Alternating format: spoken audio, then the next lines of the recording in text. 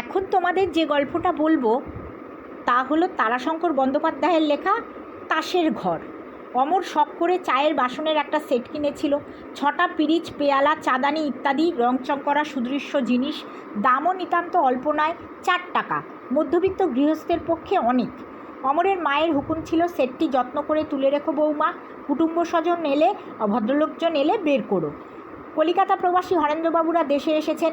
আজ তাদের বাড়ির মেয়েরা অমরদের বাড়িতে বেড়াতে আসবেন। তারই উদ্যোগ আয়োজনে বাড়িতে বেশ সমারোহ পড়ে গিয়েছে। মা বললেন, চায়ের সেটটা বের করো তো গৌরী। গৌরী বাড়ির মেয়ে, অমরের অবিবাহিতা ভগ্নী। মা চাবির গোছাটা গৌরীর হাতে দিলেন। গৌরী বাসনের ঘর খুলে জার্মান সিলভারের ট্রে সমেত সেটটি বার করে আনলো। 5টা কাপ রয়েছে কেন মা? আর একটা কাপ কি হলো? এই দেখো বাপু, সবেই আমি বের করে আনছি, আমায় দোষ দিও না যেন। বিরক্ত হয়ে মা বললেন, দেখো না ভালো করে খুঁজে, ঘরেই কোথাও আছে, পাকা হয়ে উড়ে তো যাবে না।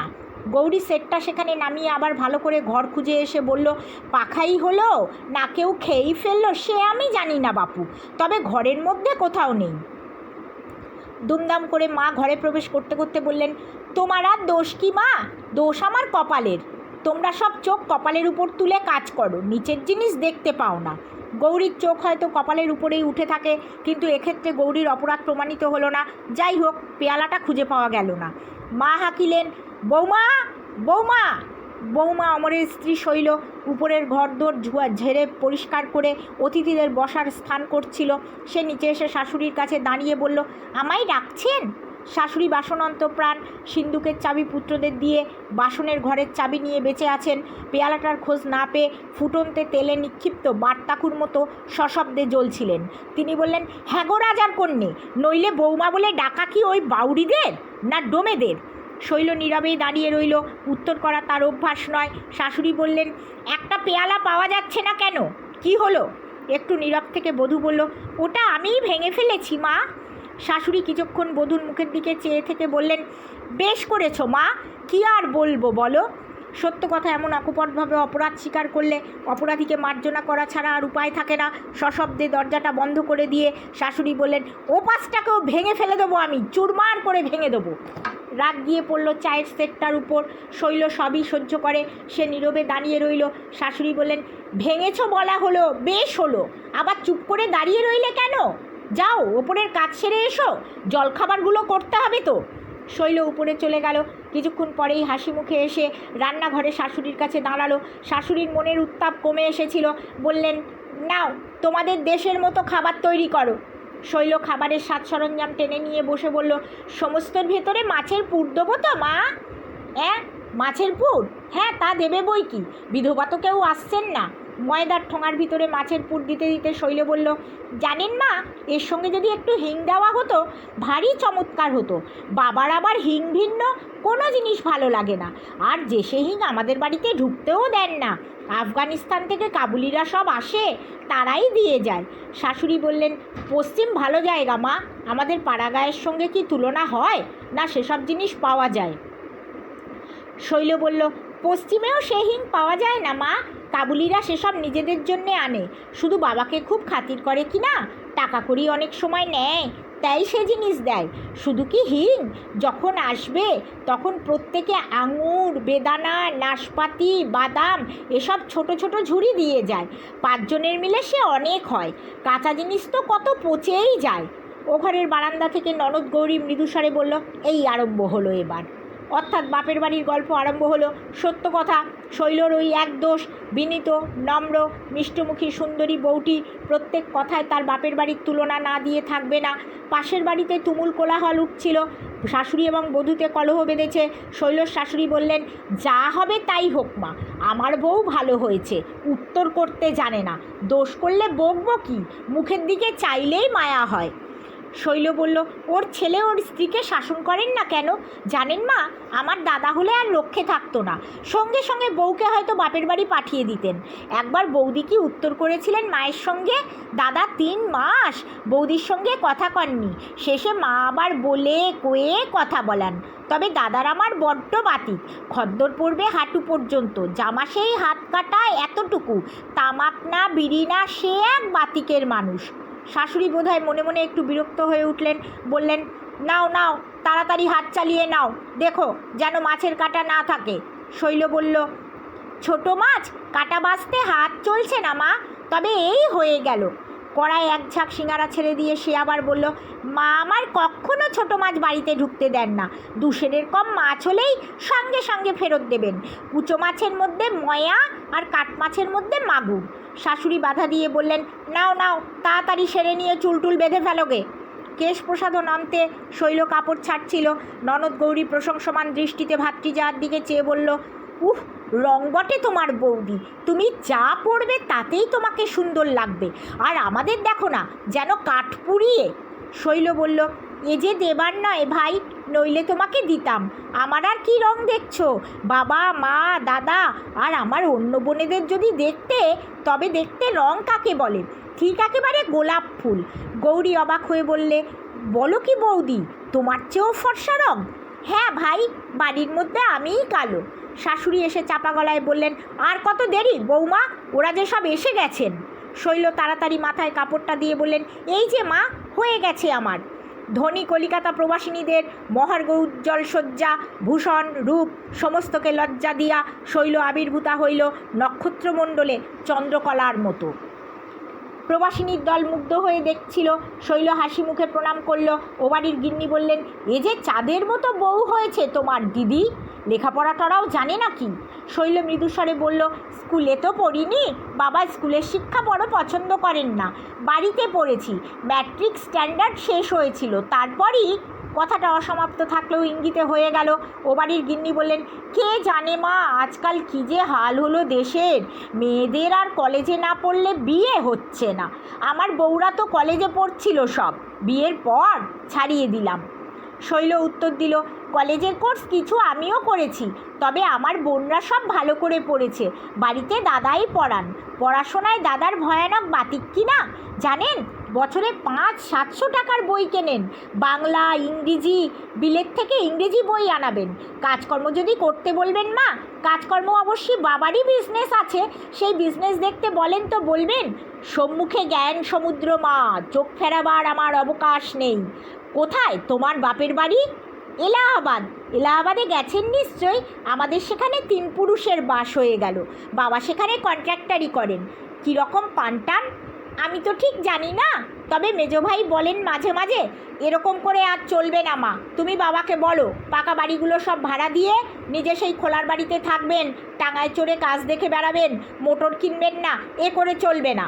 বাবা বলেন, এ আমার পৈতৃক বাড়ি, যেমন আছে তেমনই থাকবে, ভাঙবও না, অন্য কোথাও যাবও না, আর গাড়িও আমি কিনবো না, ছেলেরা তাহলে বিলাসী হবে, আমি রোজগার করছি, তারা যদি না করতে পারে। জানেন, লোকে বলে মহেন্দ্রবাবু এক হিসেবে সন্ন্যাসী। শৈল কথা শেষ করে আর মৃদু মৃদু মিষ্টি হাসি হাসে। প্রবাসিনী গিন্নি এবার শৈলর শাশুড়িকে বললেন, তাহলে ছেলের তোমার বেশ বড় ঘরেই বিয়ে হয়েছে দিদি, তোমাদের চেয়ে অনেক বড় ঘর, তত্ত্বতল্লাশ করেন কেমন বেআইরা? বিচিত্র সংসার, বিচিত্র মানুষের মন, কোন কথায় কে যে আঘাত পায় সে বোঝা বোধ করি বিধাতারও সাধ্য নয়।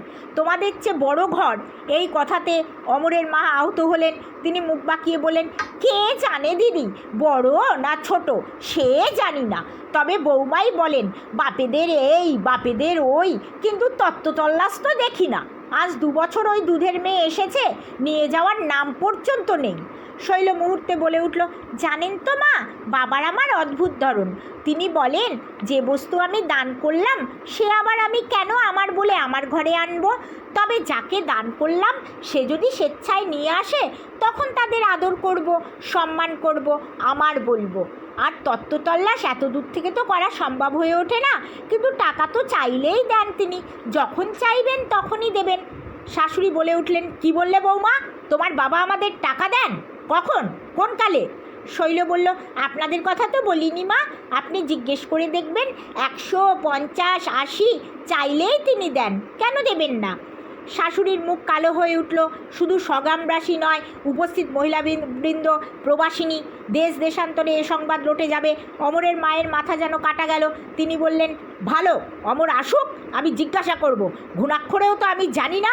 ও বাড়ির গিন্নি বললেন, তোমায় হয়তো বলেনি অমর, দরকার হয়েছে শ্বশুরের কাছে নিয়েছে। অমরের মা বললেন, সে নেবে কেন ভাই? সে নেওয়া যে তার অন্যায়, নিজ কাজ। ছি, শ্বশুরের কাছে হাত পাতা, ছি।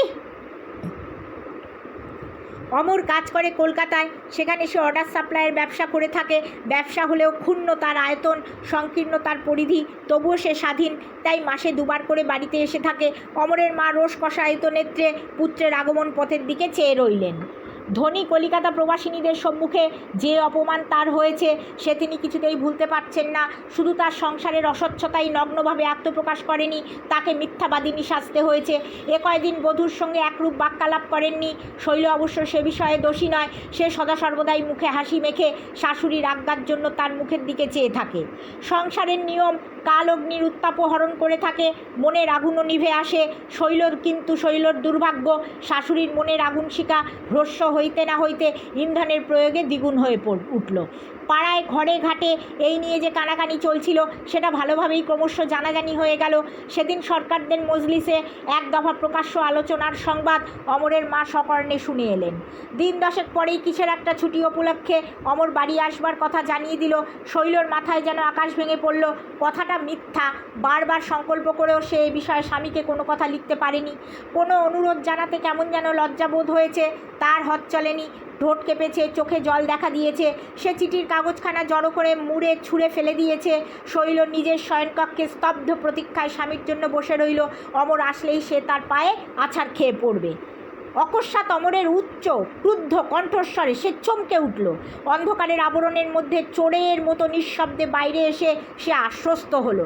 ক্রোধের প্রসঙ্গ তাকে নিয়ে নয়, অমর বচসা জুড়ে দিয়েছে কুলির সাথে। এই আদমাইল, মালের ওজন আদমন 25, তোকে 2 আনা দিলাম, আবার কত দেবো? লোকটাও ছাড়বার পাত্র নয়। সে বলছিল, তখন আপনি চুকিয়ে নেননি কেন মশাই? তখন যে একেবারে হুকুম ছাড়লেন। এই ইধারাও, আমাদের রেট 3 আনা করে দেন, দিতে হবে। নিকালো বেটা হারামজাদা, নিকালো বলছি, এই নে পয়সা, কিন্তু এখনই নিকালো, সামনে থেকে বলছি। পয়সা ফেলে দিয়ে অমর ক্রুদ্ধ পদক্ষেপে বাড়ি ঢুকলো। লোকসান যেদিন হয় সেদিন এমনি করেই হয়। 50 টাকা মেরে একজন পালালো, তারপর ট্রেন ফেল, আবার বাড়ি এসেও 4টে পয়সা লোকসান। মাও বোধ করি প্রস্তুত হয়ে দাঁড়িয়েছিলেন। তিনি শান্ত অথচ শ্লেষ তীক্ষ্ণ কণ্ঠে বললেন, তার জন্যে আর তোমার চিন্তা কি বাবা? বড়লোক শ্বশুর রয়েছেন, তাকে লেখো, তিনি পাঠিয়ে দেবেন। অর্থ না বুঝলেও শ্লেষ তীক্ষ্ণ বাক্যস্বর আঘাত করতে ছাড়েনি। অমর ভ্রুকুঞ্চিত করে বলল, তার মানে? মা বললেন, সেই জন্যই তো তোমার পথে দাঁড়িয়ে আছি বাবা। আমি শুনবো, তুমি আমাকে তোমার রোজগারের অন্ন খাওয়াও, না তোমার শ্বশুরের দানের অন্নে আমাকে পিণ্ডি দাও।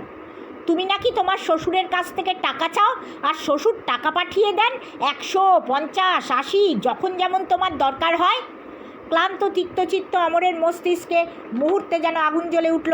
সে বলে উঠল, কে? কোন হারামজাদা? হারামজাদি সে কথা বলে। মা ডাকলেন, বৌমা। শৈলর চক্ষের সম্মুখে চারিদিক যেন দুলিতেছে।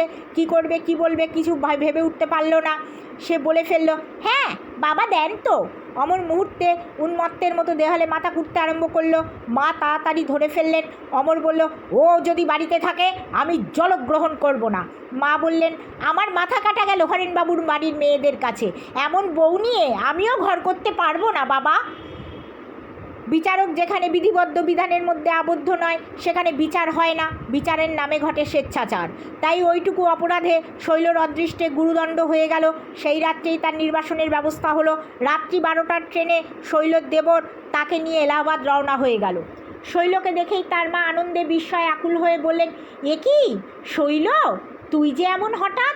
শৈল ঢোক গিলে বলল, কেন মা, আমাকে কি আসতে নেই? তোমরা তো আনলে না, কাজেই নিজেই এলাম। মেয়েকে বুকিয়ে জড়িয়ে মা বললেন, ওরে আনতে কি অসাধ না, আমার মনে ব্যথা হয় না, কিন্তু কি করব বল। হ্যাঁ, একটা দীর্ঘ নিঃশ্বাস ফেলে আবার বললেন, বাবুর রোজগার কমে গেছে, বাজার বড় মন্দা, তার উপর হৈমির বিয়ে এসেছে, খরচ যে আর করতে পারছি না মা। শৈল অবকাশ পেয়ে অঝোর ঝাড়ায় কেঁদে বুক ভাসিয়ে দিল। মা বললেন, সঙ্গে কে এসেছে শৈল? জামাই? শৈল বিবর্ণ মুখে বললেন, না, আমার দেওর এসেছে। কই সে? ও মা, বাইরে কেন? ঘরের ছেলে? ওরে দাই, দেখ দেখ, বড়দিদির দেওর বাইরে আছেন, ডাক তো, বল মা ডাকছেন। শৈলর বুক দূর দূর করছিল। কনিষ্ঠ ভ্রাতার প্রতি অমরের আদেশ ছিল সে যেন এখানে জলগ্রহণ না করে। কঠিন শপথ দিয়ে আদেশ দিয়েছে অমর। দাই ফিরে এসে বলল, কই কেউ তো নেই। মা আশ্চর্য হয়ে বললেন, সে কি, কোথায় গেল সে? শৈল বলল, তাকে ট্রেন ধরতে হবে মা, সে চলে গেছে। বিস্ময়ের উপর বিস্ময়ে মা যেন অভিভূত হয়ে গেলেন। ট্রেন ধরতে হবে, চলে গেছে, সে কি? শৈল বলল, তাকে সিমলে যেতে হবে মা, একটা বড় কাজের সন্ধান করতে যাচ্ছে। যে ট্রেনে আমরা নামলাম সেই ট্রেনই সে গিয়ে ধরবে, থাকবার তার উপায় নেই। মা আশ্বস্ত হয়ে বললেন, ফিরবার সময় নামতে বলে দিয়েছিস তো? একটা দীর্ঘ নিঃশ্বাস ফেলে শৈল বলল, বলে তো দিয়েছি মা, কিন্তু নামতে বোধহয় পারবে না। খুব জরুরি কাজ কি না? সিমলে থেকে কলকাতায় যাবে, 1 টাকার চিঠি নিয়ে সময় মতো পৌঁছতে না পারলে তো সব মিছে হয়ে যাবে। এই সময়ে শৈলর জ্ঞানান্বেষী বরদাদা বাড়ি ঢুকলো। পরনে তার খদ্দর সত্য, জরিপার শৌখিন খদ্দরের ধুতি, গায়েও শৌখিন খদ্দরের পাঞ্জাবি, মুখে একটা গোল্ড ফ্লেক্স সিগারেট, হাতে কতগুলো মাছ ধরিবার চারের উপকরণ। শৈলকে দেখেই সে বলল, আরে শৈলী, কখন? হাসি মুখে শৈল বলল, এই সকালে দাদা। ভালো আছেন আপনি? হ্যাঁ, তা বেশ। কই তুই নতুন লোক, খাস বাংলাদেশের মানুষ, কই দে তো এই চারগুলো তৈরি করে দেখি তোর হাতের কেমন পয়। মাছ ধরতে যাবো আজ দেহাতে, এক জমিদারের তালাওয়ে। শৈল উপকরণগুলি হাতে নিয়ে বলল, চলুন না দাদা, একবার আমাদের ওখানে কত মাছ ধরতে পারেন একবার দেখব। তোদের ওখানে পুকুরে খুব মাছ না রে? আমাদের পুকুরে খুব বড় বড় মাছ, আধমন, 15 25 এক একটা মাছ। জানেন দাদা, তখন প্রথম গেছি, একটা 18 কাতলা মাছ এনে দেওর বলল বৌদিকে কুটতে হবে। ওরে বাপরে, সে যা আমার ভয়, এখন আর ভয় হয় না। আধমন 25 মাছ দিব্যি কেটে ফেলি। যাওয়ার ইচ্ছে হয় তো রে, কিন্তু হয়ে ওঠে না। কলকাতা যাই, তাও অমরবাবুর সঙ্গে দেখা করতে সময় হয় না। আবার তুই অবশ্যই যদি কলকাতায় থাকতিস তবে নিশ্চয়ই যেতাম। শৈল বলল, আচ্ছা দেখব, আমাদের কলকাতায় বাড়ি হবে এইবার। অর্ধপথে বাধা দিয়ে দাদা বললেন, কলকাতায় তোমাদের বাড়ি হচ্ছে নাকি? শৈল বলল, জায়গা কিনেছেন, ধীরে ধীরে হবে এইবার। মা পুলকিত হয়ে প্রশ্ন করেন, জামাই এখন বেশ পাচ্ছে না রে শৈলী? শৈল মুখ নত করে বলল, দেশেও দালান করবেন। মাস 2 পরেই কিন্তু শৈলর মা অনুভব করলেন কোথাও একটা অস্বাভাবিক কিছু ঘটেছে। জামাই বা বেয়ান কেউই শৈলকে তো পত্র দেয় না, সংবাদও নেয় না। তিনি স্বামীকে বললেন, দেখো তুমি বেয়ানকে একখানা পত্র লেখো। মহেন্দ্রবাবু নিরীহ ব্যক্তি, শৈল অন্যের সম্বন্ধে যতই অত্যুক্তি করে থাক, তার পিতার উপার্জনকে যতই বাড়িয়ে বলে থাক, পিতার প্রকৃতির সম্বন্ধে সে অত্যুক্তি করেনি। সত্যিই তিনি সাধু প্রকৃতির নিরীহ ব্যক্তি। মহেন্দ্রবাবু স্ত্রীর কথায় অত্যন্ত শঙ্কিত হয়ে পরদিনই বেয়ানকে পত্র দিলেন, লিখলেন, আমি আপনার অনুগৃহীত ব্যক্তি, শৈলকে চরণে স্থান দিয়ে আপনি আমার প্রতি অশেষ অনুগ্রহ প্রকাশ করেছেন। আশা করি, প্রার্থনা করি, সে অনুগ্রহ হতে আমি বা আমার শৈল যেন কখনো বঞ্চিত না হই। আমি বুঝতে পারছি না সেখানে কি ঘটেছে, শৈল কি অপরাধ করেছে, কিন্তু অপরাধ যে করেছে তাতে সন্দেহ নেই। সে কোনো কথা প্রকাশ করে নাই, তবু এই দীর্ঘ 2 মাসের মধ্যে কই আপনার কোনো আশীর্বাদ তো এলো না। শ্রীমান অমর বাবা জীবনও তো কোনো পত্র দেন না। দয়া করে কি ঘটেছে আমাকে জানাবেন, আমি নিজে শৈলকে আপনার চরণে উপস্থিত করে তার শাস্তি দেব। তারপর শেষে আবার লিখলেন, অমর সংবাদ না দিলেও শৈলর নিকট তার উন্নতির কথা শুনে বড়ই সুখী হলাম। কলকাতায় বাড়ি করবে শুনে পরম আনন্দ হলো। আপনার মেজ ছেলের পরীক্ষার সংবাদ শুনলাম, কয়েক নম্বরের জন্য প্রথম হতে পারেনি। আশীর্বাদ করি বিয়েতে সে যোগ্য স্থান লাভ করবে। পত্রখানা পড়ে অমরের মায়ের চোখে জল আসলো। মনে তার যে ক্রোধ বহ্নি জ্বলছিল, ইন্ধনের অভাবে সময় ক্ষেপে সে বহ্নি নিভে গিয়েছে। প্রতি পদে তার শৈলর প্রতিমার মতো মুখ মনে পড়ত।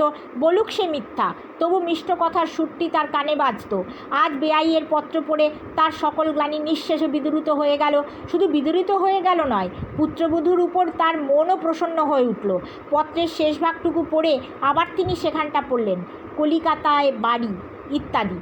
তিনি অমরকে পত্র দিলেন, বেআইকে লিখিলেন, বৌমা আমার ঘরের লক্ষ্মী, লক্ষ্মীর কোনো অপরাধ হয় তবে কার্যবতীকে সংবাদ নিতে পারি নাই, সে দোষ আমারই। শীঘ্রই অমর বৌমাকে আনবার জন্য যাবে। পত্র পাইবা মাত্র শৈল পুলকিত হয়ে স্বামীকে পত্র লিখতে বসিল। অমর আসিয়াছে, 10-12 সেরের একটা মাছ সে সঙ্গে এনেছে। শৈল তাড়াতাড়ি সেটা কাটতে বসলো। বলল, বড় জাতের মাছ বোধহয় ধরা পড়েনি, ওগুলো মাছলা জাত। ওদিক থেকে ভাতৃ যায় বলল, এই আরম্ভ হলো, শ্বশুরবাড়ির অবস্থা ভালো আর কারো হয় না। রাত্রে অমরের নিকট শৈল নতমুখে দাঁড়িয়েছিল। অমর একখানা পত্র বার করে দেখিয়ে বলল, এসব কি বলো তো, একটা বড় মাছ যেমন করে হোক আনবে। এখানে আমি আমাদের অনেক মাছ আছে বলেছি, বেশ আমাদের 16 আনা একটা পুকুরই নেই, অথচ ছি, এখানে মুক্তার গহনার চলন হয়েছে, আমার জন্য ঝুটা মুক্তার মালা এক ছড়া। ও কি কাঁদছ কেন শৈল? শৈল শৈল বিছানায় মুখ গুজিয়া আকুল হইয়া কাঁদিয়া উপাধান সিক্ত করে তুলিল, সে কথা যে তার অমরকে মুখ ফুটে বলবার নয়।